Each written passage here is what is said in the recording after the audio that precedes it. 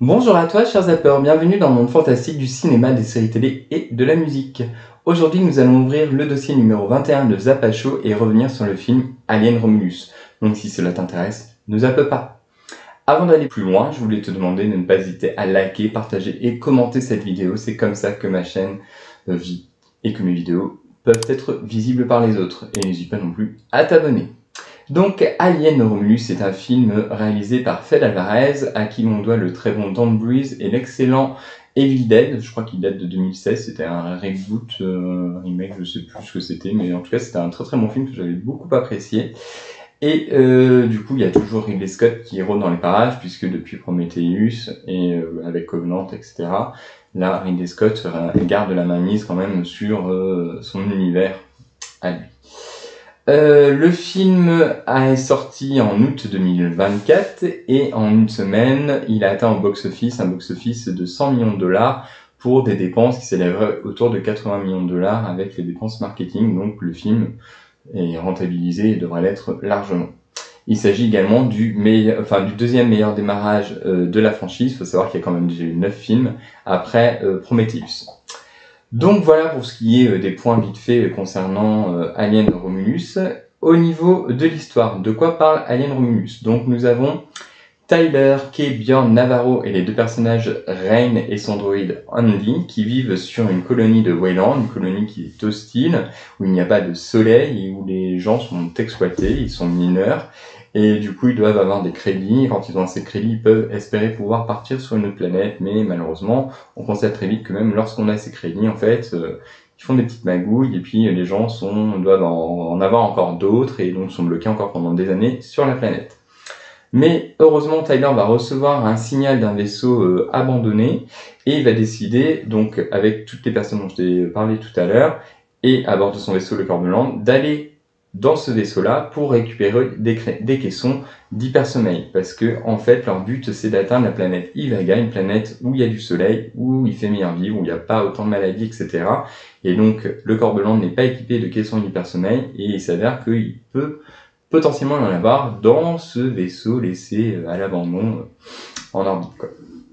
Ils vont y aller, et bien entendu, tout ne va pas se passer comme prévu, puisque on apprend que ce vaisseau, parce qu'il faut se rappeler que l'action se situe entre Alien et Alien 2, on apprend que donc ce vaisseau abandonné en fait avait attrapé l'alien que Sigourney Weaver expulsait à la fin de Alien 1. Cet alien était censé être mort et en fait il s'avère que ce ne fut pas le cas. Et donc bien entendu on comprend pourquoi le vaisseau est laissé à l'abandon en orbite. Donc qu'ai-je pensé de ce film? Eh bien je trouve que c'est un film qui a une très belle mise en scène. Franchement c'est vraiment hyper sympa à voir, à part peut-être H qui fait en image de synthèse puisque l'acteur qui le jouait est mort, donc ça se voit. Mais sinon pour le reste, je trouve qu'on a vraiment un visuel excellent, des bons jeux de lumière, enfin vraiment, on retrouve vraiment cette ambiance anxiogène parce que c'est vrai que dans Covenant, l'alien on voyait en plein jour, du coup au niveau peur, au niveau intensité, il n'y avait pas grand chose. Là, on reste quand même dans des scènes où il y a quand même pas mal de noir, etc. Et je trouve que c'est plutôt bien. Les personnages, pour moi, sont très bien écrits. Donc là, je vais revenir sur deux trucs que j'ai pu lire, que c'était des adolescents et qu'ils étaient bêtes. Alors, excusez-moi, mais il y a des adultes, en effet, dans tous les autres aliens. Ils tous sont loin d'être des flèches. Prometheus, Covenant, Rodriguez, je crois, dans Aliens 2. Je crois que dans Alien 1, on a aussi notre lot de personnages caricaturaux un petit peu partout, même dans Alien 4 d'ailleurs aussi.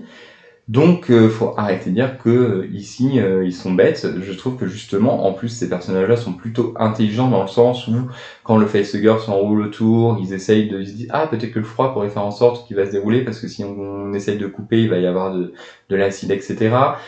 Quand ils sont menacés par les xénomorphes, ils se disent, ah, peut-être que si on activait la gravité, ça donnerait quelque chose, ça permettrait de nous aider.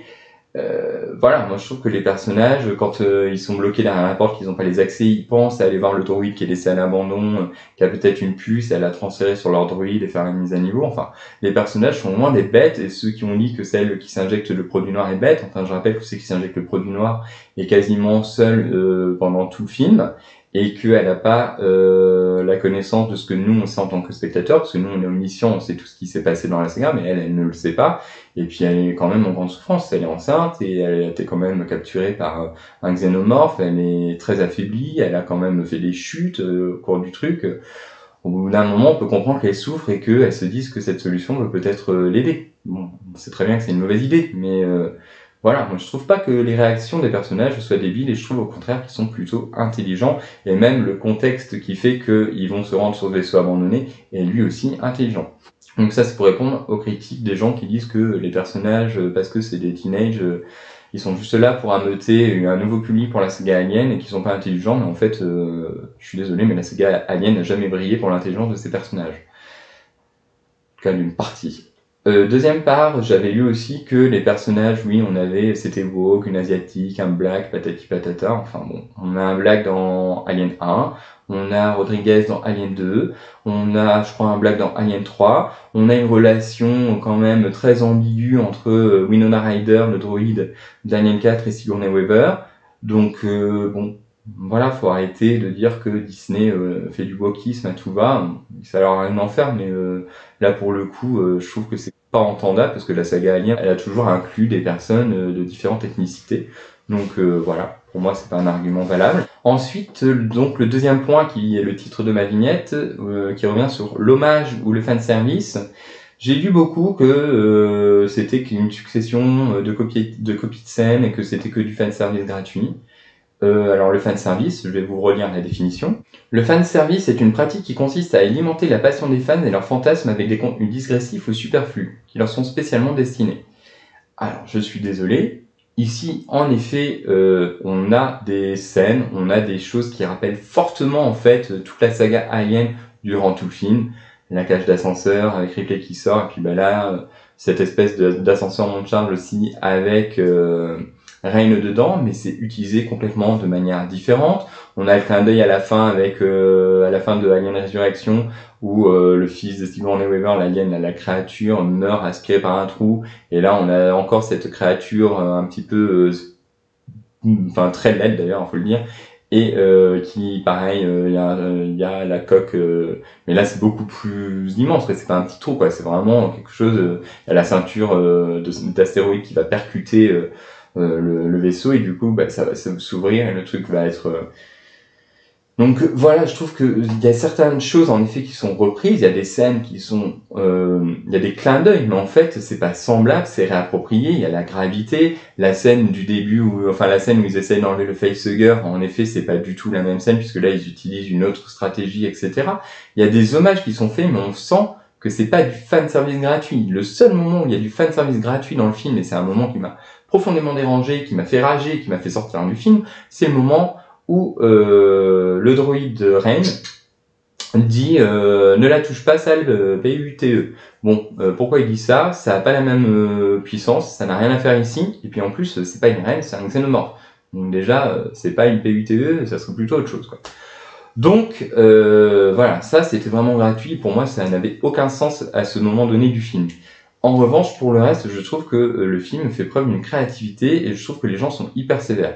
Parce que lorsque, par exemple, Prometheus est sorti, les reproches ont été faits, oui, on voit pas assez de xénomorphes, patati, patata, enfin, ça n'a plus rien à voir avec la saga Alien, donc Ridley Scott s'est fait défoncer. Le film a des défauts, certes, mais moi, personnellement, le fait qu'on voit pas de xénomorphes plus que ça ne m'a pas dérangé. Et là, maintenant, en fait, on a une personne qui apporte sa patte à l'univers, après quand même, une saga qui en est à son 9e film, qui arrive à réinventer le concept du droïde, qui arrive à réinventer oui certaines scènes mythiques, enfin certains outils, c'est même pas des scènes pour moi, c'est des outils, le monte charge, le facehugger autour du cou, c'est le quand elle reprend à la fin de Alien, elle se met dans sa combinaison, là on la retrouve aussi, mais c'est amené différemment et c'est utilisé de manière différente. Donc pour moi, c'est simplement un hommage juste immense et un profond respect qu'a Alvarez pour l'ensemble de la saga Alien, et il a su justement faire de ces codes les siens et en refaire quelque chose de neuf, et pas simplement justement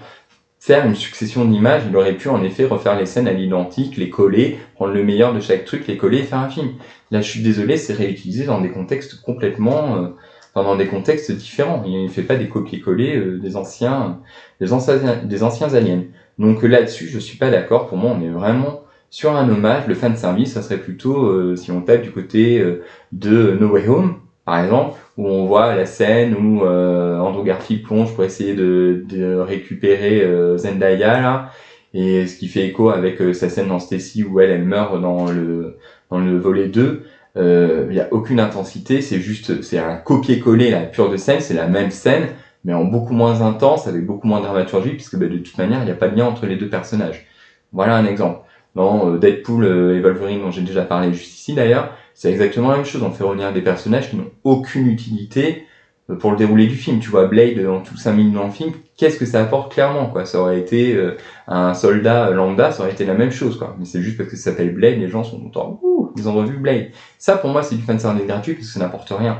Là, en fait, le mec, dans Alien Romulus, il reprend en effet les codes, il reprend la scène du facehugger, mais il en fait autre chose. Il reprend le droïde, mais il en fait autre chose. Il intègre même une menace extérieure à l'alien, parce que dans les aliens, généralement, t'arrives dans le vaisseau et ta menace, en fait, c'est l'alien, il faut te barrer de là avant de te faire bouffer, quoi. Là, en fait, t'as la menace alien, mais en plus de ça, t'as la menace de la planète qui gravite autour du vaisseau, puisqu'elle a une ceinture d'astéroïdes qui gravite autour d'elle, et qui va rentrer en collision avec les vaisseaux qui sont en orbite à côté. Donc, il y a tout ça qui est apporté en plus, il y a la gravité, il y a vraiment plein de choses qui sont complètement différentes des autres aliens. Et pour moi, c'est un des meilleurs films aliens qui a été fait avec la quadrilogie. Parce que moi, j'aime beaucoup la quadrilogie, un film, un réalisateur. Et pour moi, Alvarez, il a rempli vraiment toutes les cases. Il a réussi à créer son univers. Alors, on a l'impression peut-être que c'est un peu une conclusion, mais c'est pareil. Il a quand même bien, je trouve, intégré son film entre Alien et Aliens. Même si pour moi, je pense que si on se penche sur la saga, il y a plein d'incohérences, mais de manière générale, notamment au niveau technologique, moi, ça me pose des questions quand même. Mais hormis ça, si on fait abstraction de ça, je trouve que le film est quand même très très bon. Donc en conclusion, je t'invite fortement à aller voir Alien Romulus. Je trouve que c'est un film avec une vraie patte esthétique, qui dégage un véritable amour de la saga. Enfin franchement, on le ressent tout au long. Et qui arrive malgré tout à trouver sa place et à trouver sa personnalité au sein de la saga. Parce que pour moi, c'est un opus complètement différent des autres, même s'il rend hommage à certaines choses. C'est un opus qui vit entièrement et qui ne doit rien à aucun autre, en fait, tout simplement. Donc pour ça, je te conseille fortement d'aller le voir. N'hésite pas à me dire en commentaire ce que tu as pensé d'Alien Romulus. Tu peux liker, partager et t'abonner, comme je te le disais en début de vidéo. Et puis on se retrouvera très bientôt pour un prochain numéro de Zap. Bye!